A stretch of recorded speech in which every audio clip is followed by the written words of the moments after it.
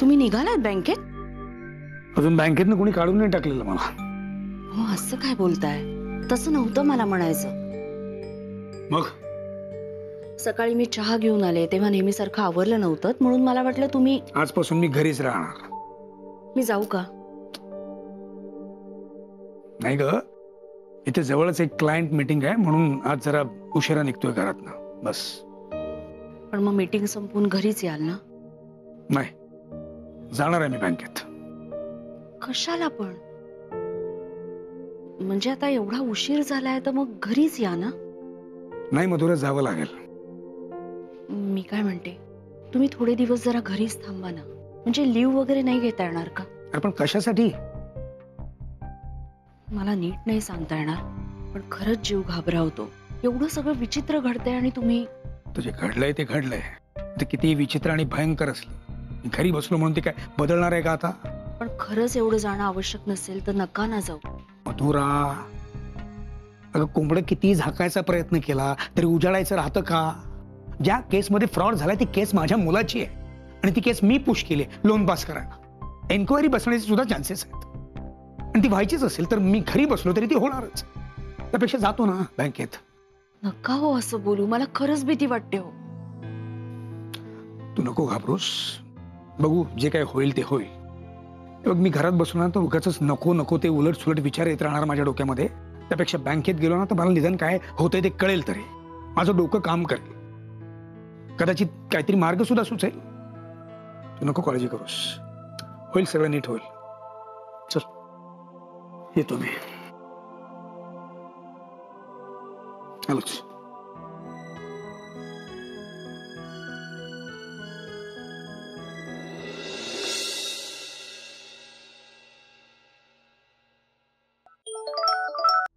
हा बोल श्रुती.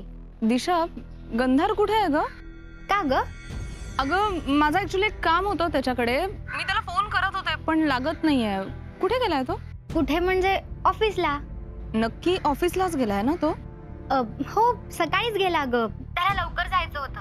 ब्रेकफास्ट पण नाही केला त्यांनी. मग पोचला का वेळ? हो पोचला ग, म्हणजे तासाभरापूर्वीच आम्ही फोनवर बोललो, तेव्हा ऑफिस मध्येच होता. का ग, काय झालं मला सांग ना. नाही काही नाही, मी करते त्याला परत फोन ट्राय. Bye bye.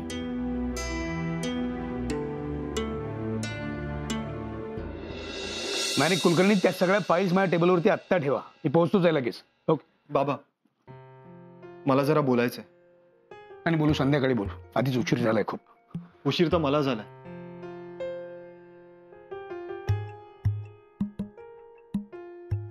मला जे काही बोलायचंय ते खरं तर मी खूप आधी बोलायला हवं होतं.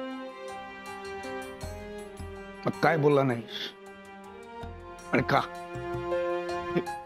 हिम्मत नाही झाली बाबा. बोला. आय एम सॉरी बाबा, माझी चूक झाली. कार्तिक, अरे हो आई, मी जबाबदारीने वागायला हवं होतं. तुम्ही मला माझ्या प्रत्येक गोष्टीत सपोर्ट केला आणि मी पण नेहमी हाच प्रयत्न केला की I should make you proud. पण मी तुमच्या एक्सपेक्टेशन्स पूर्ण करू शकलो नाही. उलट माझ्यामुळे तुमचा त्रास वाढलाय आणि माझ्यामुळे तुम्हाला हा सगळा मनस्ताप सहन करावा लागतोय. बघा ना, म्हणजे खरं तर आता तुम्ही माझ्या बाजूने पूर्णपणे रिलॅक्स असायला हवं होतं.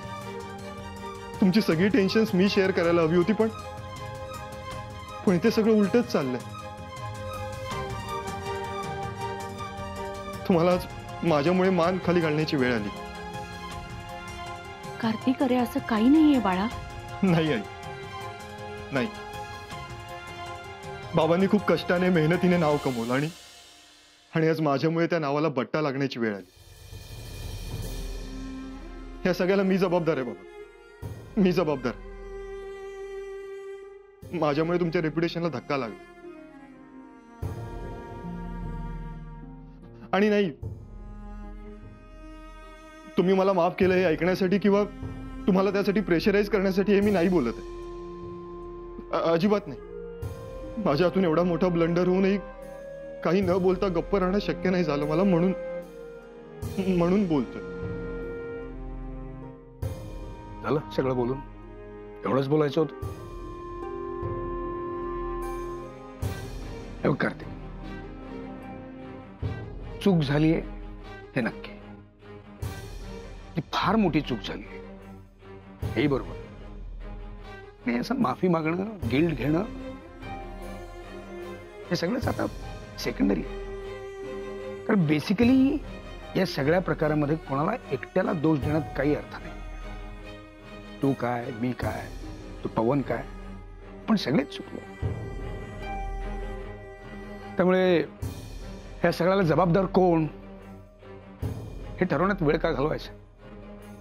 ज्याने ज्याने चूक केली आहे त्या प्रत्येकाने त्याचे परिणाम भोगण्यासाठी तयार राहणं एवढंच आहे ना आपल्या हातात, नाही का? पण मला माहिती आहे ना, ती सही मी केलेली आहे. मी गप्प नाही बसू शकत. नेव्हर. गंधार, मला पण हे काहीच पटत नाहीये, पण मला असं खूप वाटतंय की तू हे आत्ता सांगायला नको.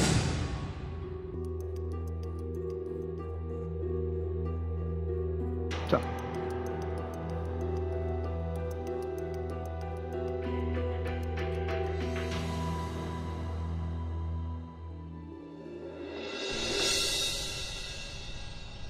तू जाणारस ना तिला सोडायला? गुड. श्रुती आली. आज कोणाचा बर्थडे आहे का? बर्थडे नाहीये, स्पेशल सेलिब्रेशन आहे आणि तुझीच वाट बघत होता आम्ही. सेलिब्रेशन कसलं? मार्टिनाचं. यस श्रुति, ये सेलिब्रेशन मेरे जॉब के लिए है. जॉब? हो, मला जॉब ऑफर मिळाली आहे स्पोर्ट्स कोट्यातून.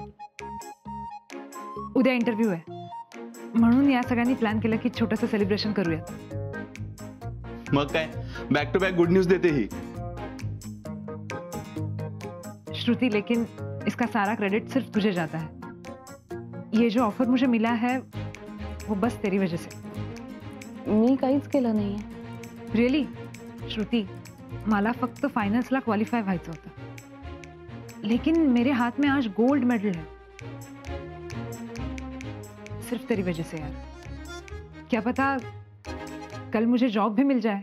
मिळेल, नक्की मिळेल. कॉंग्रॅच्युलेशन्स. Thank you. चला केक कापून घेऊया. कम कम कम या सगळ्यांनी. केकचं डिझाईन मी सिलेक्ट केलं, सो मी जास्त खाणार.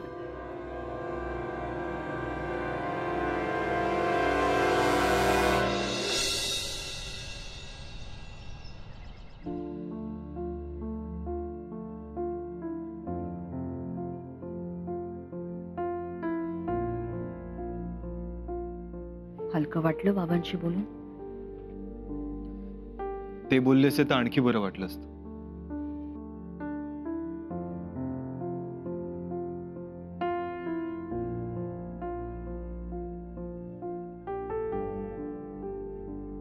हे बघ, ते तुझ्यावर रागवले नाहीयेत, ते फक्त टेन्शन मध्ये आहेत. पण तू बोललास ना, हे महत्वाचं.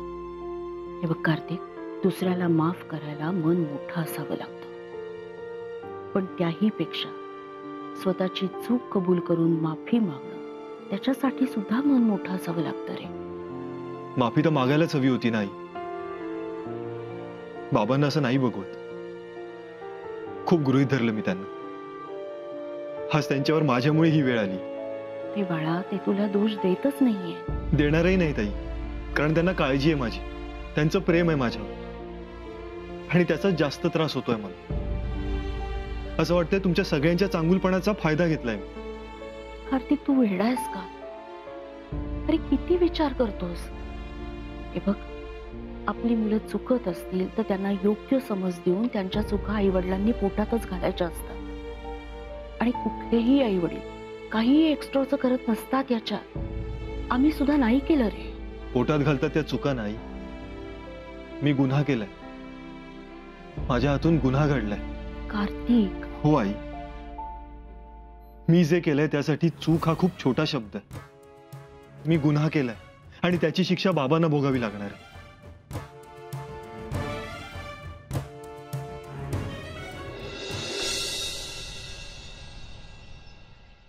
सर तुम्ही बोलावलात मला? काय झालं श्रुती? मला कुठे काय, काही नाही. श्रुती, एका स्पोर्ट्स पर्सन मध्ये दुसऱ्याचं दुःख समजून घेण्याची आणि त्याच्या आनंदात आपला आनंद मानण्याची ताकद असायला हवी. त्यालाच तर स्पोर्ट्समन स्पिरिट म्हणतात. हो सर, पण तुम्ही हे... मी तुला का सांगतोय? कारण मार्टिनाने तुला जॉब बद्दल सांगितलं तर तुला फारसा आनंद झालेला दिसला नाही. नाही सर, मी... श्रुती, हे फक्त मलाच नाही तर तिथे असलेल्या प्रत्येकाला हे जाणवलं. श्रुती, ती मॅच तुझी होती. तू नीट खेळली असती तर ती तूच जिंकली असती. ती मॅच तू सोडलीस. कोणासाठी? तर मार्टिनासाठी. आणि हे डिसिजन तुझं स्वतःचं होतं. आता त्या अनुषंगाने पुढे जे जे होतंय ते तुला एक्सेप्ट करायला हवं, वेलकम करायला हवं. त्याचं वाईट वाटून घेण्यात काय अर्थ नाही. सर सर मार्टिनाला जॉब मिळावा म्हणूनच मी ही मॅच सोडली होती. मग मलाच या गोष्टीचं वाईट का वाटेल? Believe me sir, I am happy for her. पण ते तसं जाणवलं नाही. कारण सर मी तेव्हा वेगळ्या विचारात होते. डोक्यात खूप विचार चालू होते आणि इथे हे सगळं सेलिब्रेशन चाललंय यासाठी मी प्रिपेअर्डच नव्हते आणि म्हणून चुकीचं रिॲक्ट झाले.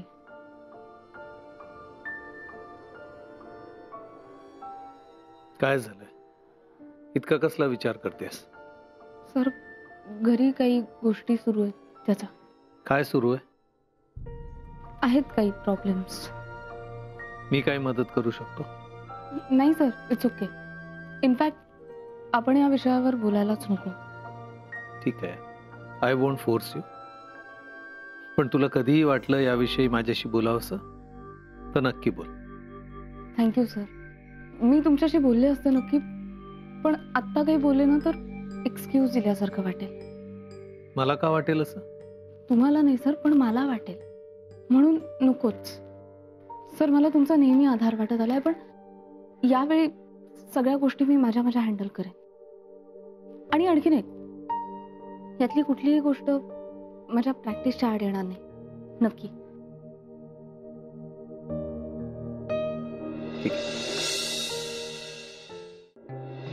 जय, हा? तू मार्टिनाला बघितलंस का रे? हो, ती गेली घरी. गेली? का ग, काय झालं? काही काम होतं का? अरे हो, मला बोलायचं होतं तिच्याशी थोडं. अगं मग मगाशीच का नाही बोललीस? तेच तर ना, म्हणून तर आता बोलायचं होतं तिच्याशी.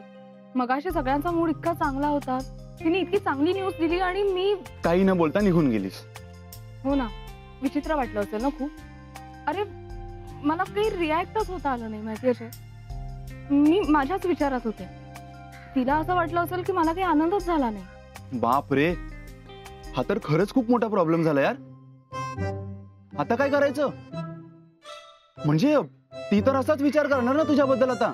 हो ना, मला त्याचंच टेन्शन आलंय. तू जरा मॅड आहेस का ग, की आधीच सगळ्या गोष्टींचं टेन्शन कमी पडतंय म्हणून या चिल्लर गोष्टींचं लोड घेत बसली आहेस? चिल मार यार. जय, ही चिल्लर गोष्ट नाहीये.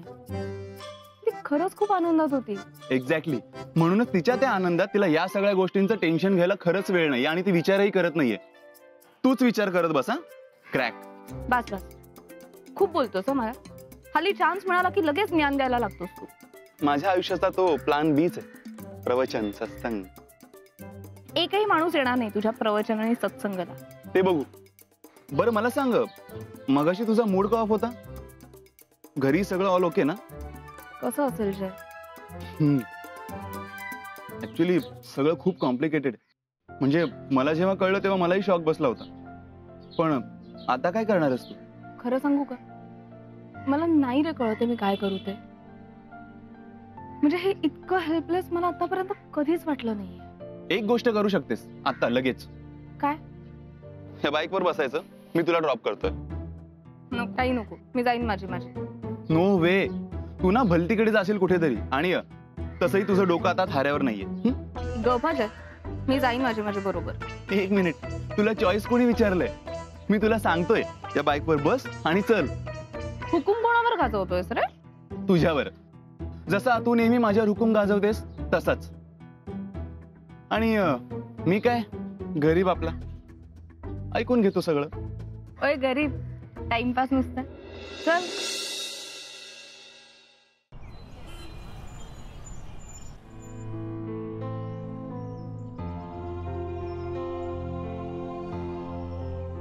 दिशा, गंधार कुठे आहे ग? नाही ग, नाही आला अजून. अजून नाही आला?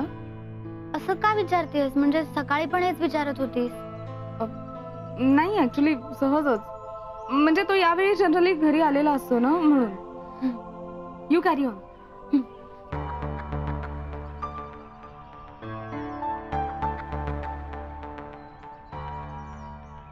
दिशा, गंधारला कसलं टेन्शन आहे का ग? टेन्शन आहे. आहे? नाही म्हणजे आहे का त्याला टेन्शन हे मी विचारते. तू घरी आला की. तू फ्रेश हो ना, तू जा. ओके.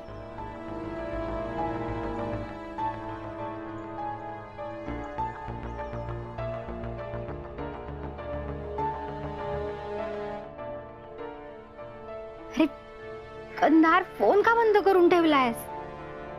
अरे तर खोटी सही करून ठेवलीस तर कुठे पचकला नाही म्हणजे मिळवलं. तू येच घरी, मग बघते तुला मी.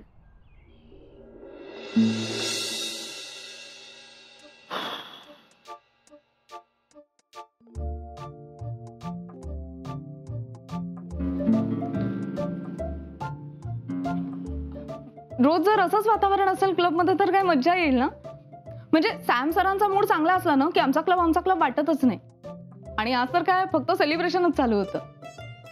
सॉरी, मी काय एकटी बडबडत बसलीये. तुझा दिवस कसा गेला? बाहेर गेला होतास कुठे? नाही. म्हणूनच असा दिसतोय. तुला माहितीये घरी बसून बसून सुद्धा थकवा येतो. मी बघ क्लबला जाऊन आले, प्रॅक्टिस झाली, मस्ती सुद्धा झाली, पण फ्रेश आहे की नाही? अरे हा, आणि तुला एक गुड न्यूज द्यायची राहिली. मार्टिनाला जॉब लागलाय स्पोर्ट्स कोट्यामधून.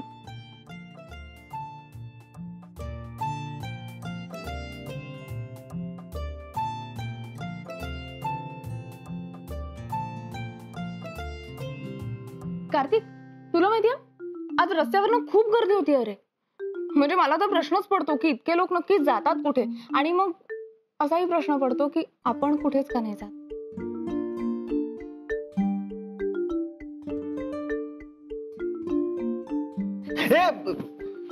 सॉरी.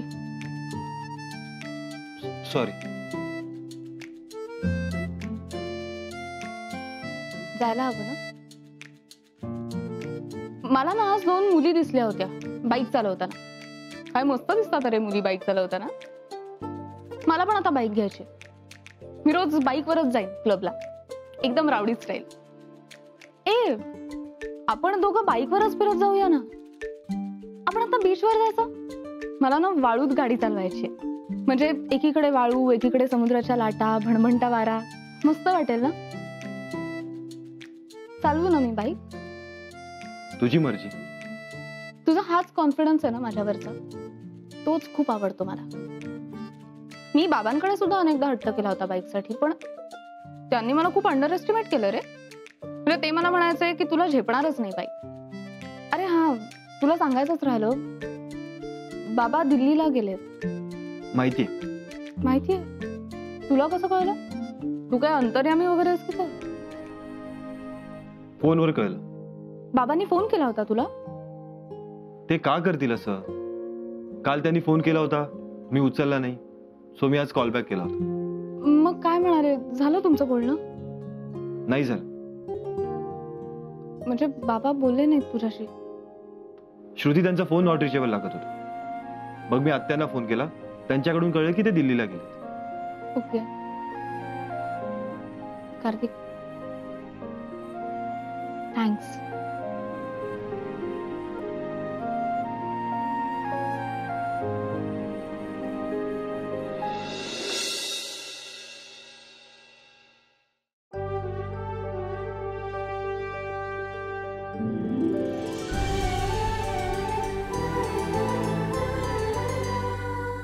अधिक माहितीसाठी सोनी लिव्ह ॲप डाउनलोड करा.